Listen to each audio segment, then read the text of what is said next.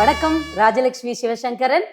நம்மளுடைய விளக்கு கடை வெறுமனே பொருட்கள் விற்கிற இடமா இல்லாம, ஆன்மீகம், உண்மையான ஆன்மீகம் என்ன, அதோடைய வரலாறு என்ன, அதோட நம்ம அதிலிருந்து எடுத்துக்க வேண்டியது என்ன அப்படிங்கிறத மக்களுக்கு கொண்டு போகக்கூடிய நோக்கத்தோட, ஆர்வத்தோட நிறைய விஷயங்கள் பண்ணிட்டு இருக்கோம். அதுல ஒன்று தான் லலிதா சகஸ்ரநாமம். இப்ப நம்ம வந்து மன ம பாராயணம் பண்றதுக்கு, அர்த்தம் தெரிஞ்சு படிக்கிறதுக்கு நம்ம கிளாஸஸ் எடுத்துட்டு இருக்கோம். அது மட்டும் இல்லாம 51 சக்தி பீடங்கள் பத்தின நிறைய விளக்கங்கள், விஷயங்கள் நமக்கு சொல்லிட்டு இருக்கக்கூடிய சாக்த ரத்னா மயிலாடுதுறை ராகவன் ஐயாட்ட நம்மளுடைய சந்தேகங்கள் எல்லாம் கேட்கலாம். ஏன்னா இன்னைக்கு சாக்த வழிபாடு அப்படிங்கிறது ரொம்ப அவசியமான ஒண்ணு. அம்பாள் வழிபாடு.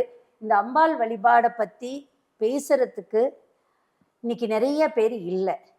ஆனால் நமக்கு சக்தி கொடுக்கக்கூடியது அந்த வழிபாடு தான். அதை பற்றி நிறைய விளக்கங்கள், சந்தேகங்கள் கேள்வியாக கேட்கலாம். ஐயா நிறைய அவராக பேசுகிறாரு. நம்ம நிறைய பேர் எங்ககிட்ட கேட்ட கேள்வியாக இருக்கட்டும், அதை எல்லாத்தையும் ஐயா கிட்ட கேட்டு தெளிவு பெறலான்றதுக்காகவே இந்த பதிவு. வாங்க, இப்போ உங்களுடைய சந்தேகங்கள் தான் நான் கேட்க போகிறேன். பதிவுக்குள்ளே போகலாம். வணக்கம் ஐயா. நமஸ்காரம். ஸ்ரீமாத்ரே நமக. ஸ்ரீமாத்ரே நமக. எங்களுக்கு வந்து அம்பாள் கொடுத்த ஒரு மிகப்பெரிய கொடை நீங்க. காமாட்சி. நிறைய நிறைய விஷயங்கள், வாராகிய பத்தியா இருக்கட்டும், நீங்க வந்து அந்த ஆஷாட நவராத்திரியில பேசினதுக்கு அப்புறம் எங்க அம்மா யாரு தெரியுமான்னு சொல்ற அளவுக்கு மனசுக்குள்ள ஒரு விதையை விதைச்சிங்க. அது வந்து ஒரு மிகப்பெரிய ஒரு விஷயம். உங்ககிட்ட இந்த சாக்த வழிபாட்டில் இருக்கக்கூடிய கேள்விகள் கேட்கணும் அப்படின்றது. பொதுவாகவே வந்து லலிதா சகஸ்ரநாமம் வந்து ஒரு ஒரு சகஸ்ரம் அப்படின்றதே ஒரு 1000ன்னு சொல்கிறோம். அம்பாளுடைய 1000 நாமங்கள் அப்படின்றத தாண்டி ஒவ்வொரு நாமத்துக்கும் ஒவ்வொரு பலன் இருக்குன்றத நீங்கள் வந்து நீங்கள் சொல்லும் போது நான் நேரடியாக உட்காந்து கேட்டிருக்கேன். அப்படி என்னைய ரொம்ப ஒரு வந்து நான் வந்து இதை பார்த்து ஆச்சரியமாக கேட்ட விஷயங்கள் ஒரு 2-3 விஷயங்கள் வந்து மைண்டில் அப்போவே அப்படியே நின்றுச்சு. அதில் ஒன்று, அன்றாடம் வாழ்க்கையில் ஒரு விபத்து அப்படின்னு நடக்கும்போது ஒரு நான் அது நம்ம வாழ்க்கையில் நம்ம ஃப்ரெண்டோட இதுக்கு நடக்குது, அன்னைக்கு நீங்கள் அதை பேசுனீங்க. அதுதான் கனெக்டுன்னு நினைக்கிறேன். அது ஆனால் எல்லா மக்களுக்கும் போய் சேரலை, நம்மளுடைய கிளாஸில் இருக்கிறவங்களுக்கு தான் போச்சு.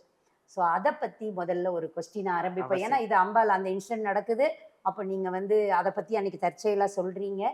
ஸோ அதை பற்றி கேட்கணும் அப்படிங்கிறது தான். இப்போது ஒரு ஒரு வீட்டில் ஒரு சின்னதாக ஒரு விபத்து நடந்து கால் முறிவோட அல்லது கையில் கட்டோட இதெல்லாம் இருக்காங்க இல்லையா? கண்டிப்பாக.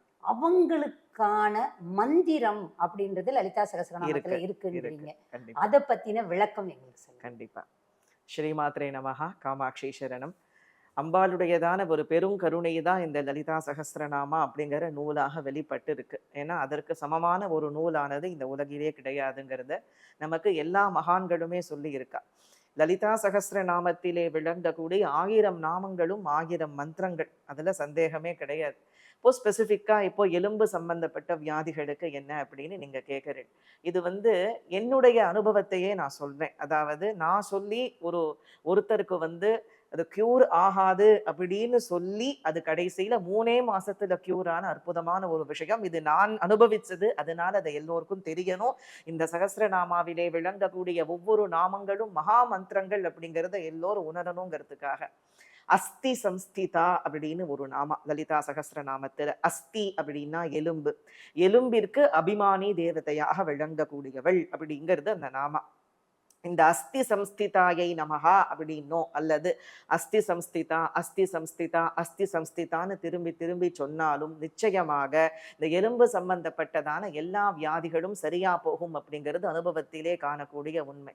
நான் தனியா லலிதா சகஸ்ரநாமா கிளாஸ் எடுத்தேன். எப்போன்னா ஒரு 2 வருஷத்துக்கு அந்த கோவிட் பீரியட்ல ஒரு நிறைய பேர் லலிதா சகஸ்ரநாமம் நாங்க படிக்கிறோம், ஆனா எங்களுக்கு பொருள் தெரியல, அதனால நீங்க அதை கொஞ்சம் அந்த பொருள் தெரியறதுக்கு நீங்க சொல்லுங்கோ அப்படின்னு எங்கிட்ட கேட்ட பொழுது ஒரு குறிப்பிட்ட ஒரு 50 பேர் அப்போ சேர்ந்திருந்தா அவளுக்காக லலிதா சகஸ்ரநாமா கிளாஸ் எடுத்தேன். அப்போ என்ன ஆகுதுன்னு கேட்டல, என்னோட கிளாஸ்ல படிக்கிற என்னுடைய ஸ்டூடெண்ட் ஒருத்தருக்கு வந்து ஒரு பெரிய ஆக்சிடென்ட் ஆயிடுது. பெரிய ஆக்சிடென்ட், எலும்பு முறிவு.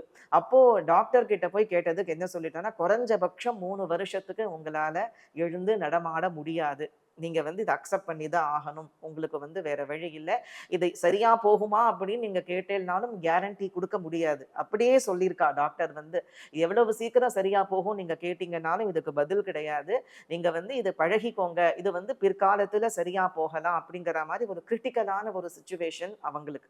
அப்போ என்ன ஆகுறது அப்படின்னு கேட்டேன்னா, அப்போ அவளுடைய சிஸ்டர் வந்து எனக்கு ரெண்டு சிஸ்டர்ஸுமே கிளாஸ்ல அட்டன் பண்ணல, இப்பவும் அட்டன் பண்ணிட்டு இருக்கா அவ 2 பேருமே. அவ சிஸ்டர் வந்து எனக்கு திருச்சியில தான் இருக்கா.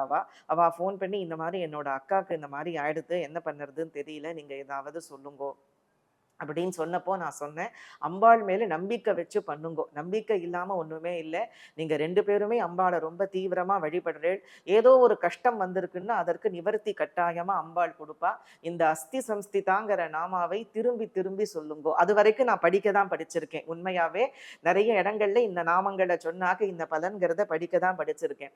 அப்போ நான் வந்து சொன்னேன், அஸ்தி சம்ஸ்திதாங்கிற நாமாவை நீங்க திரும்பி திரும்பி சொல்லிண்டே வாங்கோ, அதாவது எவ்வளவு முடிகிறதோ குறிப்பிட்ட கணக்கெல்லாம் அதில் 108 208 508ங்கிற கணக்கெல்லாம் கிடையாது, எவ்வளவு தூரம் முடிகிறதோ அவ்வளவு தூரம் அதை சொல்லிண்டே வாங்கோ, நிச்சயமா அம்பாள் வந்து பலன் கொடுப்பா, அதுல சந்தேகம் பட வேண்டாம்னு சொல்லி அவகிட்ட சொன்னேன். நம்ப மாட்டேன், சரியா 3வது மாசம், 3 வருஷம் ஆனா கூட நமக்கு வந்து பூர்ணமா குணம் கிடைக்குமா அப்படிங்கிற ஒரு சந்தேகமா சொன்ன டாக்டர் 3வது மாசத்துல டாக்டர் சொன்னார, இந்த எலும்புகள் எப்படி சேரறதுங்கிறது எங்களுக்கே ஆச்சரியமா இருக்கு, இவ்வளவு மிராக்குலஸா இவ்வளவு ஃபாஸ்டா இந்த எலும்புகள் சேருங்கிறத நாங்க எதிர்பார்க்கவே இல்லை, நீங்க ஒன்றும் கவலையே பட வேண்டாம், இன்னும் 2 மாசத்துல எழுந்து சாதாரணமா நடமாட ஆரம்பிச்சிடுவேன், நீங்க கவலைப்படுறதுக்கு அவசியமே இல்லைன்னு சொன்னார். அப்போ இப்ப நல்லா நடக்கிறா, ஃபாரின்கெல்லாம் போயிட்டு வரா, எல்லாமே பண்றா, அது பரிபூர்ணமான அம்பிகையினுடைய கருணை தான். ஏன்னா ஒரு நாமா, இந்த எலும்பு சம்பந்தப்பட்ட நாமாக்கு நீங்க கேட்டேன், அந்த அஸ்தி சம்ஸ்திதாங்கிற நாமாவை ஸ்ரத்தையோட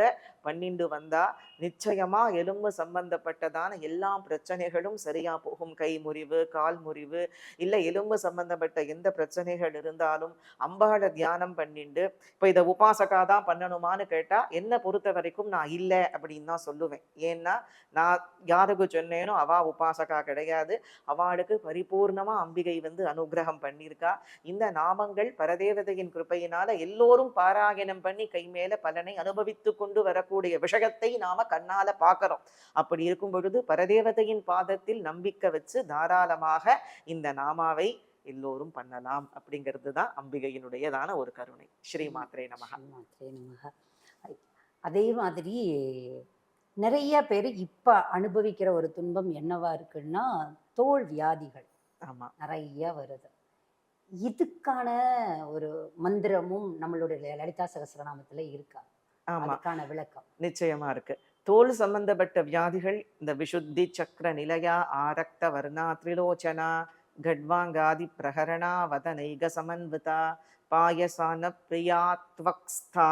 துவக்கு அப்படின்னா தோல் அப்படின்னு அர்த்தம். தோலிலே வசிக்கக்கூடியவள் அல்லது தோலினுடைய அபிமானி தேவதையாக விளங்கக்கூடியவள் அப்படிங்கிறத நமக்கு சகஸ்ரநாமா சொல்லுறது. இதற்கு எளிமையான ஒரு பரிகாரம் என்ன அப்படின்னு கேட்டாக்க, இந்த நாமாவை மறுபடி சொல்லி பாயச அன்னம், அதாவது சாதம் கலந்த பாயசம், இந்த சேமியா பாயசம் மாதிரி வைக்கக்கூடாது, சாதத்தை பாலில் வேக வச்சு அந்த பாயசத்தை அம்பாளுக்கு நைவேத்தியம் பண்ணி இந்த நாமத்தை துவக்ஸ்தாயை நமஹா அப்படின்னோ அல்லது துவக்ஸ்தா துவக்ஸ்தா துவக்ஸ்தா தொடர்ந்து சொல்ல முடியாதவர்கள் டெய்லி ஒரு 108 தடவை சொல்லலாம், ஒரு 208 தடவை சொல்லலாம், முடிஞ்சவர்கள் 508 தடவை கூட சொல்லலாம். நம்ம எவ்வளவுக்கு எவ்வளவு சொல்றோமோ அதனுடைய மகிமையை பொறுத்து தோல் சம்பந்தமாக விளங்கக்கூடிய அத்தனை வியாதிகளும் நமக்கு சரியா போகுங்கிறது பிரத்யட்சமான உண்மை. முடிந்தவர்கள் பாயசம் நைவேத்தியம் பண்ணலாம், நித்தியமும் பண்ணணும் அப்படிங்கிறது கிடையாது, அது ப்ராக்டிக்கலி பாசிபிள் இல்லை. வெள்ளிக்கிழமையோ இல்ல செவ்வாய்க்கிழமை வெள்ளிக்கிழமையோ இல்ல பௌர்ணமி கிழமைகள்லையோ பாயசான்னம் அம்பாளுக்கு ரொம்ப பிரீத்தி, அதாவது அன்னம் கலந்த பால் பாயசம் அதைத்தான் பண்ணணும். சேமியா பாயசங்கள்லாம் பண்ணக்கூடாதான்னு கேட்டா பண்ணலாம், தப்பு கிடையாது. அம்பாளுக்கு எது பிரீத்தி அப்படின்னு கேட்டேன்னா பால் பாயசத்திலே தான், அன்னம் கலந்த பால் பாயசத்திலே தான் பிரீத்தி, அதனால அதை நைவேத்தியம் பண்ணினாலும் அதே போல இந்த நாமங்களை மறுபடி சொல்லுறதுனாலையும் தோல் சம்பந்தப்பட்ட பிரச்சனைகள் கண்டிப்பா குணமாகும் அப்படிங்கிறது மகான்களுடைய வாக்கு.